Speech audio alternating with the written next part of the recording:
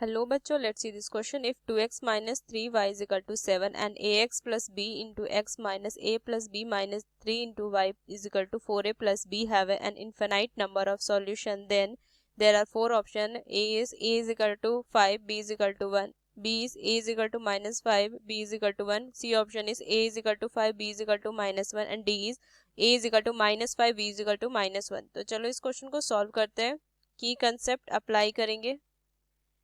तो to linear equation है और इनके दिए हुए सॉल्यूशन के इन्फिनाइट नंबर ऑफ सॉल्यूशन. तो इस कंडीशन में यहाँ पे इन्फिनाइट नंबर ऑफ सॉल्यूशन, तो एक कंडीशन होता है a1 अपॉन में a2 is equal to b1 upon में b2 is equal to c1 upon में c2. ये होता है. तो अब ये a1 a2 b1 b2 c1 c2 क्या होते हैं. तो इस इक्वेशन में अगर टू लीनियर इक्वेशन दिया हुआ है a1x प्लस में b1 y प्लस में c1 is equal to 0 and a2x plus में b2y प्लस में c2 इज इक्वल टू 0. तो x के कोफिशिएंट a1 हुए और यहाँ से y के कोफिशिएंट b1 हुए और ये c1.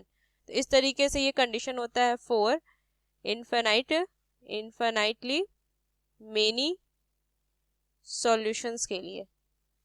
तो यहाँ पे टू लीनियर इक्वेशंस मुझे दिए हुए हैं, तो इसे a1 a2 b1 b2 के वैल्यू हम फाइंड कर सकते हैं. तो चलो इस क्वेश्चन को सॉल्व करते हैं. तो 2x माइनस में 3y माइनस में 7 इज इक्वल टू 0 लिख सकते हैं और ये हो जाएगा a प्लस में b इंटू में x प्लस माइनस में a प्लस b माइनस में 3 इंटू वाई इज माइनस इधर कर लेते हैं. तो ये क्या हो जाएगा, इसको माइनस में लिखेंगे, प्लस में b इज इक्वल टू 0 ये लिख सकते हैं.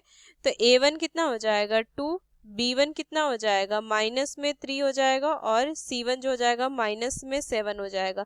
यहाँ से a2 जो हो जाएगा a प्लस में b आ जाएगा, b2 जो आ जाएगा कितना आ जाएगा, यहाँ से माइनस में a प्लस b माइनस में 3 और यहाँ पे c2 जो हो जाएगा माइनस में 4a प्लस में b ये आ जाएगा.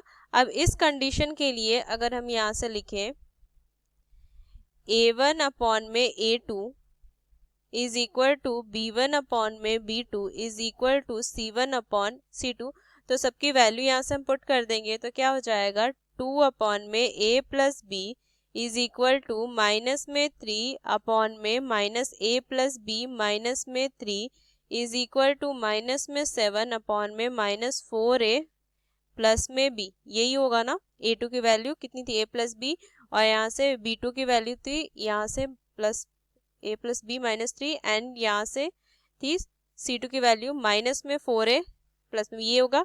तो चलो बस इसको सॉल्व कर लेंगे. तो क्या हो जाएगा 2 अपॉन में a plus b is equal to, यहाँ से माइनस वैल्यू कट सकती है, यहाँ से भी माइनस से माइनस वैल्यू कट जाएगी. तो 3 अपॉन में a प्लस b माइनस में 3 इज इक्वल टू 7 अपॉन में 4a प्लस में b.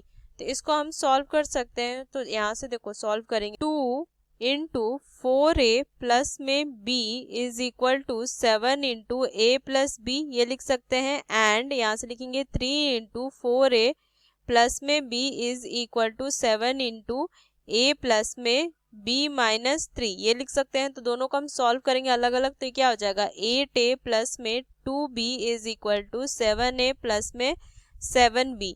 तो यहाँ से क्या हो जाएगा, यहाँ से देखो इधर आ जाएगा तो ये माइनस होता है a is equal to 5b and इसको सॉल्व करेंगे तो कितना हो जाएगा 12a प्लस में 3b is equal to 7a plus में 7b माइनस में 21. तो यहाँ से कितना हो जाएगा, इधर आ जाएगा तो 5a और ये भी इधर आ जाएगा तो कितना हो जाएगा माइनस में, तो ये माइनस में 4b is equal to minus में 21.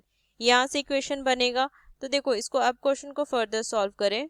तो इस a की वैल्यू को हम क्या करेंगे, यहाँ पुट कर सकते हैं. तो क्या हो जाएगा 5 इंटू में 5b माइनस में 4b is equal to minus में 21 कितना हो गया, यहाँ से 25b माइनस में 4b is equal to minus में 21 कितनी वैल्यू आ जाएगी 21b is equal to minus में 21. तो b is equal to minus में 1 इसको पुट कर दीजिए यहाँ पे. तो a की वैल्यू कितना आ जाएगी 5 इंटू माइनस में 1, तो a is equal to minus में 5. तो a एंड b के यहाँ से हमारा क्या आ गया, आंसर आ गया a एंड b.